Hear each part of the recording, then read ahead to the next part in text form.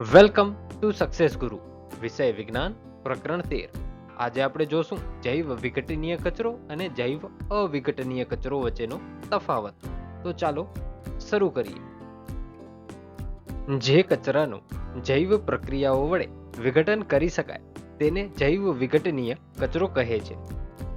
આને આવી રીતે પણ આપણે લખી શકીએ કે જે વસ્તુઓ કુદરતી જીવાણુ જેવા કે બેક્ટેરિયા વડે તૂટી જાય કે નાશ પામે તેને જૈવ વિઘટનીય કચરો કહે છે.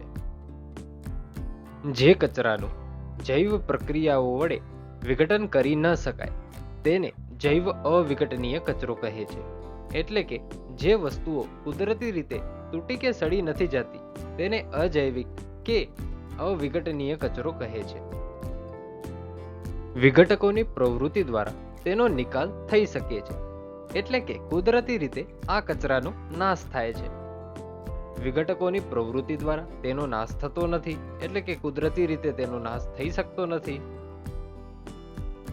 તેમાં રહેલા કાર્બનિક પદાર્થો જૈવ પ્રક્રિયાની નીપજો છે, એટલે કે તેમાં રહેલા રાસાયણિક પદાર્થો જોખમી નથી. તેમાં રહેલા કાર્બનિક પદાર્થો માનવ સર્જિત છે, એટલે તેમાં રહેલા પદાર્થો નુકસાનકારક હોઈ શકે. એવું નથી કે નુકસાન કરે જ, પણ નુકસાનકારક હોઈ શકે. તેના યોગ્ય વ્યવસ્થાપનથી ખાતર અને બાયોગેસ મેળવી શકાય છે. એટલે કે આ વસ્તુને યોગ્ય વ્યવસ્થા દ્વારા નષ્ટ કરી તેનું ખાતર બનાવી પુનઃ ઉપયોગમાં લઈ શકાય છે. આ કચરામાં રહેલા કેટલાક દ્રવ્યો આહાર શૃંખલામાં પ્રવેશી જૈવ વિશાલન સમસ્યા સર્જે છે. એટલે કે આવા પદાર્થો જમીનમાં રહી અને પર્યાવરણને નુકસાન કરે છે. સડેલા શાકભાજી અને ફળો, છાલ, મૃત શરીરો વગેરે જૈવ વિઘટનીય કચરો છે. કાચ, પ્લાસ્ટિક, પોલિથીન, રાસાયણિક જંતુનાશક દવાઓ વગેરે જૈવ અવિઘટનીય કચરો છે.